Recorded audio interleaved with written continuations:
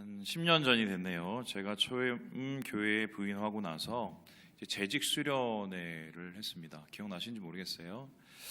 그때 이제 강사를 어떤 분을 모실까 이제 고민을 했었었는데 우리 장로님께서 우리 일대 목사님이 어떻냐고 얘기를 해서 우리 일대 목사님 모셔갖고 그때 재직 수련회라는 걸 했습니다. 뭐 1일이었어요. 근데 저는 이제 기대하기를 이제 재직들이 어떻게 봉사를 하고 또 우리가 재직을 어떻게 충성되이 또 하나님을 섬기고 뭐 이런 얘기를 하실 줄 알았었는데 우리 일대 목사님의 그 전공이 기독 철학이었어요. 기독 철학. 그래서 이제 오셔서 자기 전공에 대한 얘기를 이제 계속 하신 겁니다. 기독 철학이니까 여러분 머리가 지끈지끈하죠. 뭐 철학적인 내용도 힘든데 거기에서 신학과 접목을 하니까 더 골치 아파집니다. 그래서 철학을 좋아하시는 분이 아니라면은 당연히 힘들고 어렵고, 그래서 그날 이 재직회 가운데 큰 은혜가 있었는데 너무 평화롭게 대부분 주무셨습니다. 근데 그때 이제 마지막에 기도회가 이제 잠깐 있었었는데 기도회 마치고 한 집사님이 저를 이제 찾아오셔서 이게 너무 은혜를 받았다고 그러신 겁니다. 근데 저는 솔직히 그렇게 큰 은혜가 되진 않아서 제가 뭐 좀 부족한 사람이라 그런지 모르겠는데 궁금했어요. 그래서 궁금하면 또 못 참잖아요. 그래서 그분한테 제가 질문했습니다. 아니 뭐가 그렇게 크게 은혜를 받으셨냐고 물어봤더니 목사님이 마지막에 했던 말이 그렇게 큰 은혜가 됐다는 거예요. 그래서 목사님이 어떤 말씀을 하셨는지 물어봤더니 교회 봉사를 할 때 힘들도 어려워도 그냥 참고 무조건 하라고 얘기하셨는데 그 얘기가 그렇게 마음에 기쁨이 되셨다고, 그렇게 도전이 되셨다고, 은혜가 되셨다고 얘기를 했습니다. 근데 저는 이제 그 이야기를 듣고 좀 굉장히 비극적이었습니다. 무슨 소리입니까? 그럼 우리가 교회에 와서 예배 드리고 교회에 와서 우리가 섬기고 뭐 봉사하고 또 찬양대회로 또 주님 높이고 이거 시켜서 하는 게 아니죠. 자원해서 하는 겁니다. 여러분 여기 시켜서 와서 예배 드리시는 분이 있습니까? 이제 그분이 있으면 굉장히 힘드실 겁니다. 시켜서 우리가 봉사를 시작한 게 아닙니다. 자원해서 기쁨으로 하는 겁니다. 그런데 사람이라는 게 맨 처음엔 그렇게 시작을 해도 시간이 지나기 시작하면은 나도 모르게 그러한 처음의 마음들과 기쁨이 사라지기 마련이지요. 왜냐하면 인생 자체가 뭐 그럴 수 있는데, 그럼 어느 순간인가 그냥 몸이 건조하게 기쁘지도 않은데 그 자리를 지켜야 되는 순간들이 있단 말입니다. 특별히 이분 같은 경우는 그때 50대 중반이 넘었었는데 이제 한참 오춘기가 찾아왔을 상황이었어요. 그러니까 이제 감정의 격동이 있지 않습니까? 그런 상황 속에서 교회를 와도 별로 기쁘지가 않고 억지로 하셨던 것 같아요. 그런데 목사님께서 그래도 억지로 하라고, 그 말이 이제 어떻게 은혜가 되셨는지 저는 이해가 안 되지만 저는 그런 상황 자체가 너무 비극적으로 느껴졌기 때문입니다. 그런데 생각을 해보면 우리에게도 그런 일들이 많이 있죠. 자원해서 하는데도 그게 기쁘지 않다. 이거 어떻게 해야 될까요? 오늘 우리가 그 얘기를 좀 나누려고 하는데요. 자, 그렇다면은 세상 얘기를 좀 해봅시다. 세상 사람들은 언제 기뻐할까요? 세상 사람들의 기쁨은 어디에서부터 시작이 될까요? 뭐 많은 경우가 있겠지만 좀 이거를 어학적으로 좀 풀어보자면요, 이 기쁘다라는 단어, 여러분 이 언어를 아십니까? 다음과 같은데요, 보여주시죠. 이게 15세기 석보상절에 보면 기쁘다라고 표현이 되어 있습니다. 근데 이 기쁘다라는 단어의 어원은 이 세소토나 북소토로 보는데요, 기샤, 기라, 바, 이게 합쳐진 겁니다. 근데 이 기샤라는 단어는 축복이라는 말도 되지만 정확하게 표현하면 새로운 목초지를 의미합니다. 그러니까 예전에 여러분 우리가 농경사회 전에는 유목 생활을 했잖아요. 그런데 풀 뜯어먹다가 더 이상 뜯어먹을 게 없는데 저쪽에 가보니까 풀이 무성하고 괜찮은 거예요. 그래서 양을 들고 거기 가서 가는 거죠. 그게 이 사람들이 생각하는 기쁨이었어요. 그래서 그 기쁨이라는 것은 상당히 그 단어 속에서는 무엇이 있습니까? 환경의 요인이 굉장히 강하다라고 볼 수 있습니다. 그래서 환경적으로 외부에서 내가 좋아하는 것, 내가 즐겨하는 것, 나의 마음에 드는 그런 상황이 되면 우리는 기뻐하기 마련입니다. 그런데 그런 상황이나 환경이 마련되지 않으면 어떻습니까? 우리의 마음이 슬퍼지고 괴로워지고 공고해지고, 이게 이제 세상에서 말하는 기쁨의 원인입니다. 그런데 이제 최근에 이런 환경적인 요인 말고 더 중요한, 더 기본적인 원인을 발견을 했어요. 이게 뭐냐면요, 바로 우리의 뇌에 있는 작용 때문입니다. 우리의 뇌에는 이 뇌 내부를 관장하는 60가지의 신경 전달 물질이 있다고 합니다. 이걸 가리켜서 소위 호르몬이라고 하죠. 근데 이 호르몬 중에 특별히 우리의 기쁨을 자극하게 만드는 독특한 4가지의 호르몬이 있대요. 이게 다음과 같이 보여주시죠. 이 도파민, 세로토닌, 옥시토신, 엔도르핀이라는 이 4가지인데, 이 중에서 도파민하고 옥시토신이라는 이 2가지의 물질이 우리의 신경 안정과 더불어서 희열을 느끼게 만드는 역할을 합니다. 그래서 가만히 있어도 이게 가능할까는 모르겠지만 머릿속에서 도파민이 돌고 옥시토신이 돌면은 기쁨을 느낄 수 있다는 소리입니다. 그런데 문제는 뭐냐? 이게 외부의 자극에 의해서 환경적인 요인으로 이러한 호르몬이 형성되지만 어떤 사람은 똑같은 자극에 10이라는 이 물질이 나오는가 하면 어떤 사람은 100이라는 이 물질이 똑같은 자극에도 나온다는 거예요. 그렇다면 이게 어느 정도 수준인지 학자가 이걸 알아보기 시작을 했는데, 이 놀라운 사실을 발견했는데, 한 배에서 하루에 같이 태어난 쌍둥이들도 조사를 해봤더니 이게 다르더래요. 그래서 어떤 사람은 같이 쌍둥이인데도 5를 느끼는데 다른 쌍둥이는 10을 느끼는 거예요. 그래서 학자들이 내린 결론이 뭐냐? 유전적이다라는 것을 알게 됐습니다. 그래서 똑같은 상황에서도 저희 아내하고 저를 보면 저는 별로 기쁘지가 않은데 저희 아내는 굉장히 기뻐하고 있거든요. 유전적이다, 이런 거예요. 그러면은 이게 어떤 의미가 되냐면 굉장히 억울해집니다. 저 같은 사람은 뭔가 좀 작은 것 같은데 차별과 계급이 생기죠. 기쁨도 계급적이라고 생각을 한다면 좀 마음이 힘들어지기 마련 아니겠습니까? 그렇다면은 우리 신앙인은 어떨까요? 유전적인 요소 때문에 우리가 기뻐해야 되는가? 아니면 환경적인 요소 때문에 기뻐해야 되는가? 물론 그런 영향도 받겠지만은 중요한 것은 예수 믿는 사람에 있어서 기쁨은 좀 다른 이야기가 쓰여지고 있다고 할 수 있겠는데요. 오늘 우리가 살펴볼 그 말씀이 이에 대한 이야기를 가르치고 있습니다.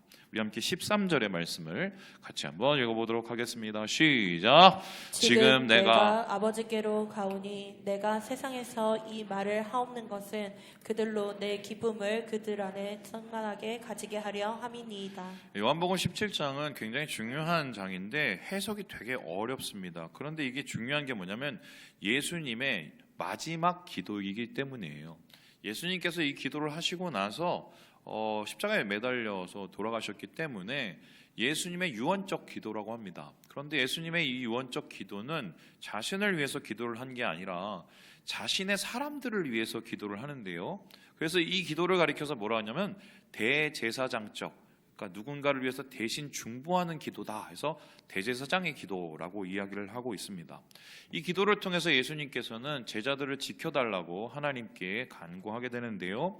이 간구 속에서는 제자들의 그 마음속에 있는 기쁨을 지켜달라는 간절한 간구도 포함되어 있었습니다. 그런데 예수님께서 이렇게 기도하실 수밖에 없는 상황이 이 기도의 배경과 상황이 굉장히 어려웠기 때문입니다. 쉽게 설명하면 예수님은 좀 있으면 죽습니다. 제자들은 뿔뿔이 흩어집니다. 그들은 길을 잃습니다. 그리고 예수님께서 남기신 그 공동체는 조금 있으면 환난과 핍박을 당하게 됩니다.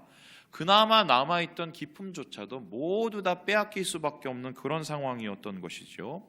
그 속에서 예수님께서는 기쁨을 지켜달라고 얘기합니다. 그런데 예수님께서 기쁨을 지켜달라는 그 방법이 무엇이냐? 하나님 아버지, 내가 지금 누리고 있는 그 기쁨을 저들도, 제자들도 누리게 해주세요. 충만하게 해주세요 라고 이야기를 했습니다. 이게 왜 중요하냐면 예수님이 죽기 전에도 기뻐하시고 심지어는 기쁨으로 십자가를 지셨는데, 그렇다면 제자들도 예수님의 기쁨을 누리게 되면 아무리 어렵고 힘들고 괴로움이 와도 그 속에서 기쁨을 발견할 수 있기 때문인 거죠. 그래서요, 예수님의 기쁨은요, 세상의 기쁨과 다르고 그 시작과 끝이 모두 다르다고 할 수 있는데, 오늘 그래서 여러분과 함께 그걸 살펴봅니다. 예수님은 왜 기뻐하셨을까요? 예수님은 유전적으로 기쁨이 넘치시는 분이라, 아니면 환경이 기쁨이 많으셨던 상황이라, 그게 아니라면 예수님은 왜 도대체 그렇게 기뻐하셨을까? 오늘 말씀을 통해서 이것에 대해서 세 가지를 살펴볼 수가 있겠습니다. 우리 첫 번째 같이 한번 읽어보도록 하겠습니다. 시작. 하나님 때문에. 예수님께서 기뻐하셨던 이유는 하나님 때문에 기뻐하셨다라고 얘기를 하고 있습니다. 그렇다면 하나님의 무엇 때문에 기뻐했을까요? 우리 함께 26절의 말씀을 같이 한번 읽어보겠습니다. 시작.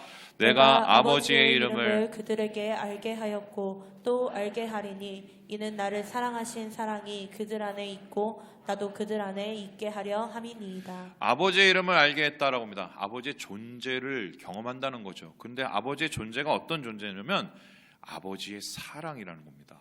그 사랑 때문에 내가 기뻐서 그 사랑이 주는 그 기쁨을 저들에게 나누고 싶다. 예수님께서 이렇게 얘기를 하고 있습니다. 실제적으로 이 기쁨을 나타내는 단어가 카리스인데요. 이 카라인데요. 이 카라라는 단어하고 카리스라는 단어가 어원이 똑같은 카르라는 것입니다. 그런데 이 어원이 뭔지 아세요? 은혜입니다. 그렇다면은 세상에서는 외부로부터 오는 자극에 의해서 기뻐지는데, 예수 믿는 사람은, 예수님은 내부로부터, 위로부터 내려오는 것 때문에 기뻐한다, 이렇게 말을 할 수 있겠습니다. 그래서 예수님은 하나님의 은혜, 변치 않으신 하나님 사랑 때문에 기뻐했는데요, 그래서 이 기쁨은 소비적이지가 않습니다. 왜냐하면 하나님의 사랑은 절대 끊어지지가 않기 때문입니다. 그래서 신앙생활을 하면서 우리가 이 기쁨을, 하나님의 사랑을 누리면서 살아야 되는데 맨 처음엔 그랬는데 점점점 그러지 않을 때가 있습니다. 근데 문제는 우리의 신앙생활에서 내면으로부터 흘러나오는 기쁨이 사라지게 되면 어떻게 될까요? 몸이 건조해지게 되겠죠. 그런데 이 몸이 건조한 이러한 시기를 그냥 내비두면 어떻게 되는 줄 아십니까? 이렇게 됩니다. 보여주시죠. 바로 이 사람들처럼 됩니다. 이 사람들이 누구냐면은 예수님이 그렇게 화를 내셨던 서기관, 제사장, 바리새인들입니다. 서기관, 제사장, 바리새인들은 왜 저 꼴이 되었을까? 기쁨을 잃어버렸기 때문이라고 할 수 있습니다. 그렇다면 그들은 처음부터 그랬을까? 그렇지 않지요. 어느 순간부터 그렇게 된 것인데요. 그러면은 왜 그들은 기쁨을 잃어버리고 악해졌을까? 기쁨이 사라진 그 자리에 다른 기쁨을 쑤셔 박았기 때문입니다. 그러면 어떤 기쁨을 쑤셔 박았을까요? 제사장들과 서기관들, 종교 지도자들은 거기에 탐욕의 기쁨을 쑤셔 박았습니다. 그래서 무엇을 했습니까? 하나님의 거룩한 성전을 장사치의 소굴로 만들어 버리게 되었습니다. 그걸 가지고 자기 주머니에 넣기에 바빴던 것이죠. 오늘날도 하늘에서 오는 기쁨을 누리지 못하고 탐욕으로 우리의 마음을 채우면 나중에는 제사장들처럼 될 수 있다는 거예요. 뿐만 아니라 바리새인은 어떻습니까? 그들은 탐욕에 쩔어 있지는 않았지만 자기 우월감에 쩔어 있었습니다. 그래서 다른 사람들이 나를 인정해 주는 것으로 그 기쁨을 대신하였습니다. 그래서 그 사람들은 결국 어떻게 되었습니까? 교만하게 되었습니다. 교만한 삶 끝에는 아무것도 남지 않아서 결국 그 마음속에는 완전히 허허벌판 같은 완전한 공허한 것으로 끝나버리게 되는 것인데요. 여러분, 이 짝퉁 기쁨은 중독이에요. 중독. 제가 얘기 한번 해드릴까요? 예전에 저희 교회에 이제 한 분이 계셨습니다. 제 설교에 나온 분들은 대부분 안 좋은 분들이에요. 그래서 안 나왔으면 좋겠어요, 여러분들이. 그런데 이분이 대중적이지 않았을 때 주식을 하던 분이셨습니다. 근데 주식을 좀 하다가 이 부피가 커졌는데 교회에 오면은 항상 저한테 기도 제목으로 주식을 위해서 기도해달라고 기도를 했습니다. 근데 주식에 대한 기도를 좀 아주 구체적으로 얘기했는데, 목사님 제가 이번에 어디에 투자를 했는데 거기 주가가 오르게 꼭 기도를 해달라고. 그래서 이걸 내가 어떻게 기도하지 싶으면 이분이 어떻게 저한테 얘기하냐면, 거기서 수익을 얻으면 교회에다가 헌금을 내가 아주 크게 하겠다고. 거기에 혹해서 제가 기도를 해드렸습니다. 근데 어떻게 됐느냐? 올랐어요. 헌금이 들어왔을까요? 안 들어왔을까요? 안 들어와요. 그리고는 또 인상이 안 좋으세요. 왜 그랬더니 딴 데다 또 넣었는데 거기가 또 떨어졌다는 거예요. 끝이 없어요.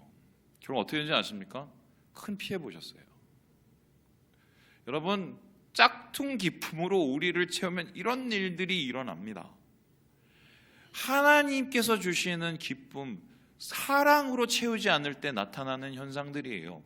목사님, 그건 알겠는데 그게 쉽나요? 막 나는 옛날에 그렇게 막 기뻤던 것 같아요. 지금은 안 그러는데요. 근데 여기에 대해서 예수님께서는 우리가 하늘로부터 오는 기쁨, 하나님의 그 사랑으로 오는 기쁨을 누리는 방법을 표현해주고 설명해주고 계시는데, 그게 여러분 잘 아시는 요한복음 15장입니다. 우리 같이 한번 읽어보도록 하지요. 시작.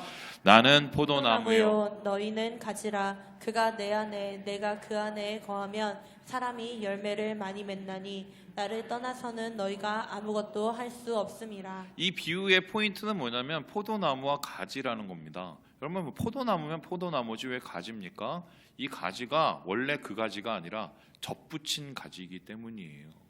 원래는 다른 나무였는데 포도나무에, 튼튼한 포도나무에 접을 붙여서 붙어 있어서 거기로부터 열매를 맺게 되었다는 겁니다. 그렇다면은 우리도 하나님의 사랑의 기쁨을 누리기 위해서는 어떻게 됩니까? 예수 그리스도 안에 붙어 있어야 된다는 소리예요. 그러면 그 붙어 있는 그 가지가 아무리 작고 여리고 부족해도 내 작은 그 믿음의 가지를 주님께 대고 붙어 있으면 하나님께서 열매를 맺혀 주신다는 건데요. 자, 그렇다면은 이 접붙인 가지에 어느 정도의 열매가 맺혀질까? 제가 이스라엘에서 포도나무 사진을 하나 가져왔습니다. 보여주시죠. 이 정도예요. 가지예요. 되게 여린 가지 하나. 그렇다면 우리는 분명히 중요한 원리를 알게 됩니다. 기쁨은 굉장히 큰 어떤 시도나 도전에 의해서 이루어지는 게 아니에요. 붙어 있으면 돼요. 붙어 있으면. 근데 그 붙어 있는다는 건 뭘까? 여기에 대해서 바울 선생님이 뭐라고 그랬냐면 성령 안에 거하는 거라고 얘기하고 있어요. 그렇다면 내가 성령 충만하려고, 성령 안에 거하려고, 성령이 나를 다스려야 하려고 몸부림치면 붙어 있는 거거든요. 그러한 몸부림을 통해서 하나님께서 이런 기쁨을 주신다는 것인데, 이거를 바꿔서 얘기하면 요즘에 내가 예전 같지 않아, 기쁨이 사라져, 뭘 해도 몰라 흥미가 없어, 다른 것만 자꾸 보이고, 이 소리는 뭐냐? 죄송해요, 성령 충만하지 않으시다는 소리입니다. 그렇게 보시면 돼요. 거의 100% 맞아요. 그래서 주님께서는 오늘 우리에게 말씀하시기를 하나님의 사랑 때문에 기뻐하는 사람, 성령 충만함으로 붙어 있으라. 그것이 우리에게 기쁨을 다시 회복하게 하는 방법이라고 이야기를 하고 있다. 이것이 주님의 기뻐하신 첫 번째 이유입니다. 두 번째, 그렇다면 예수님은 뭐 때문에 기뻐하셨을까요? 우리 같이 한번 읽어보도록 하겠습니다. 시작. 영광 때문에. 하나님의 그 사랑, 그거로부터 오는 기쁨이 그를 기쁘게 하셨다면, 두 번째는 영광이라고 얘기를 하고 있습니다. 우리 함께 5절의 말씀을 같이 한번 읽어보도록 하겠습니다. 시작. 아버지여, 창세전에 내가 아버지와 함께 가졌던 영화로서 지금도 아버지와 함께 나를 영화롭게 하옵소서. 여기서 영화롭다는 말은 빛난다, 이 독사조라는 뜻인데, 하나님께서 그 영광으로 우리를 빛나게 해주신다는 것, 예수 그리스도를 빛나게 해주신다는 걸 의미합니다. 그런데 좀 독특한 게 있습니다. 하나님, 나를 빛나게 해주시는데 어떻게 빛나게 해주시냐? 창세전에 빛났던 것처럼 빛나게 해달라고 얘기합니다.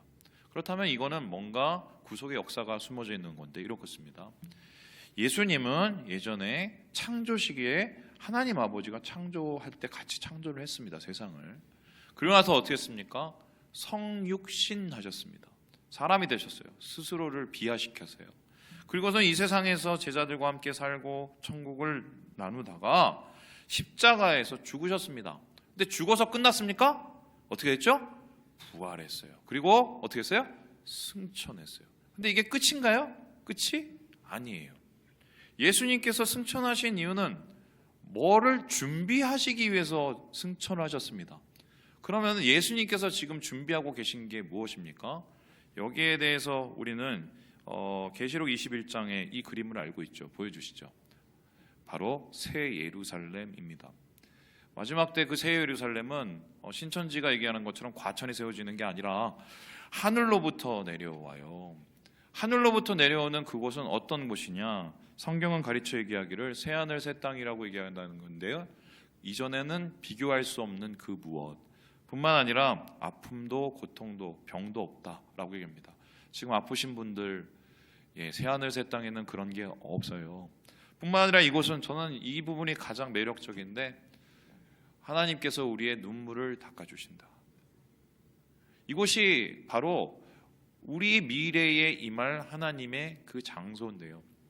그럼 우리가 기뻐해야 될 이유는 뭐냐?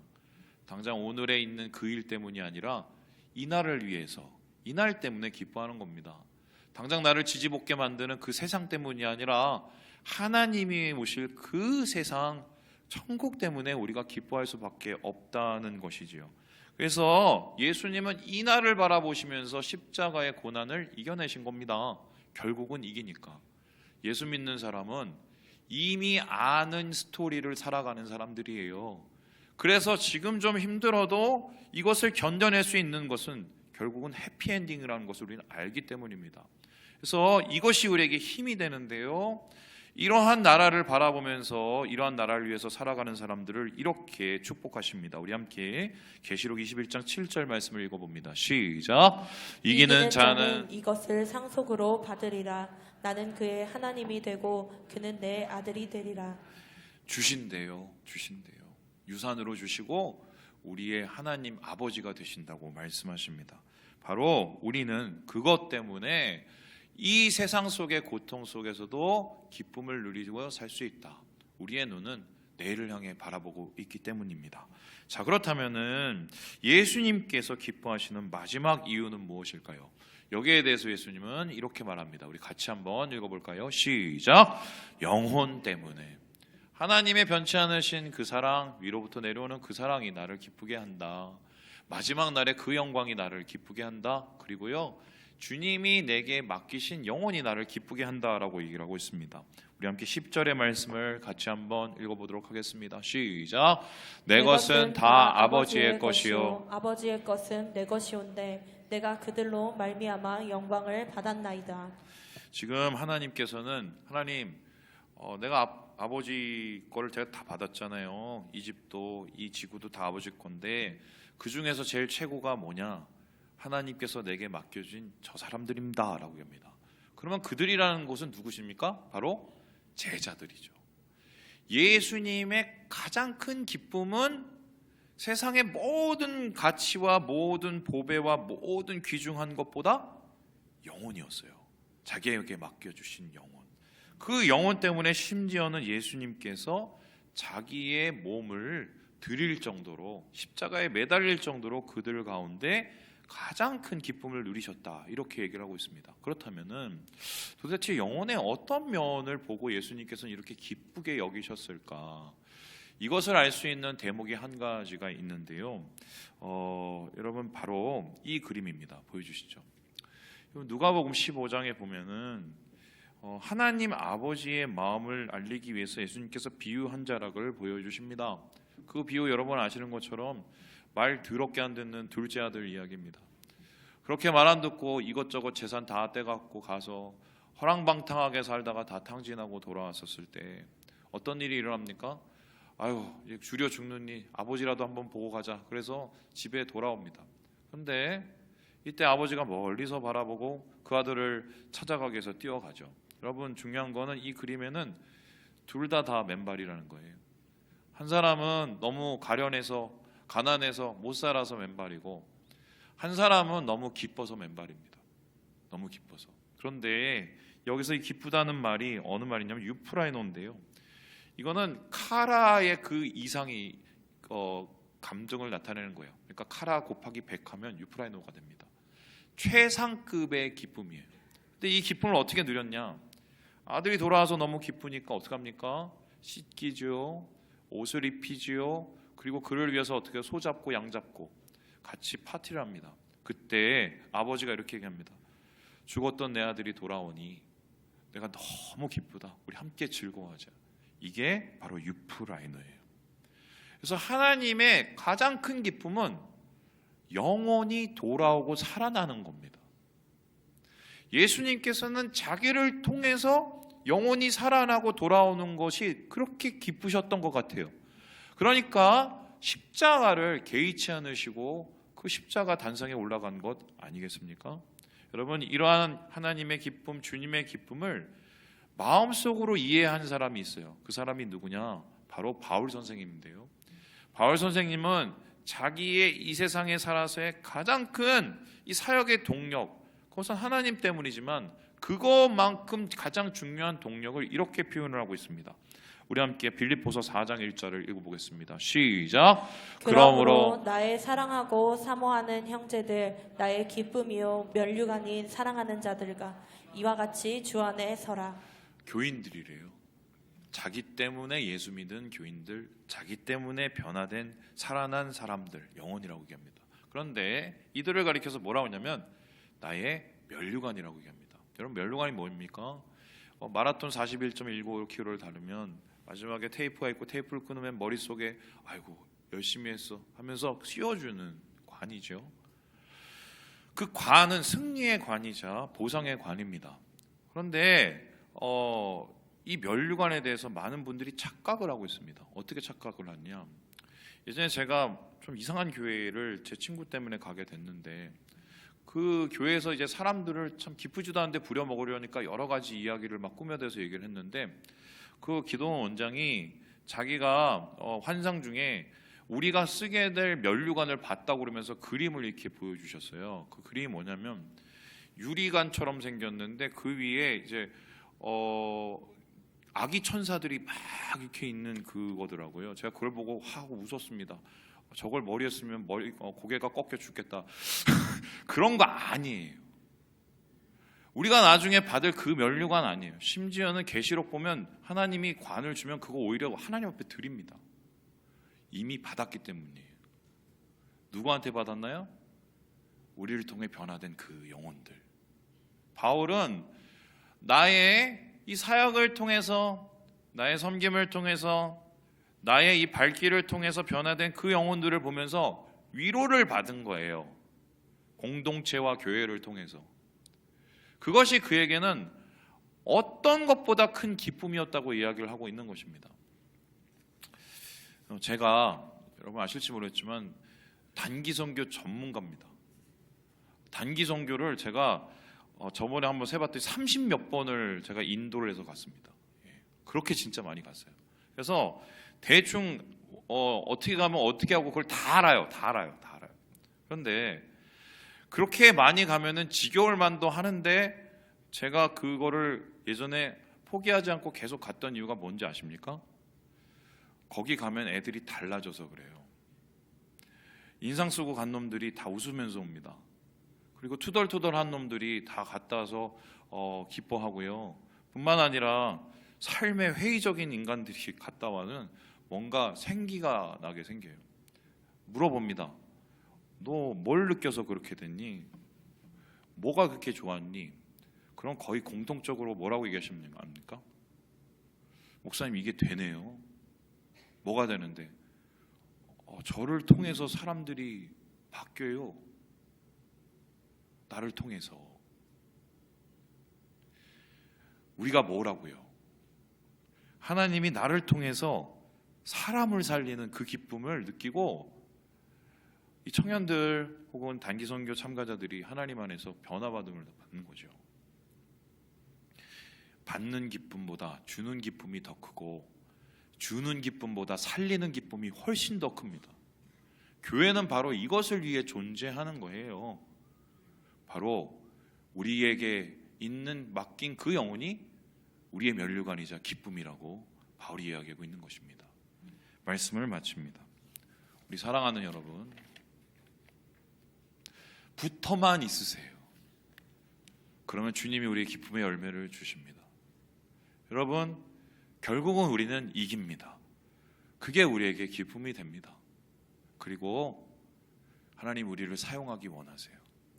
영혼들을 향한 마음을 여시고 하나님의 큰 기쁨을 누리시는 사랑하는 우리 모든 형제 자매들 되시길 주님의 이름으로 축원합니다.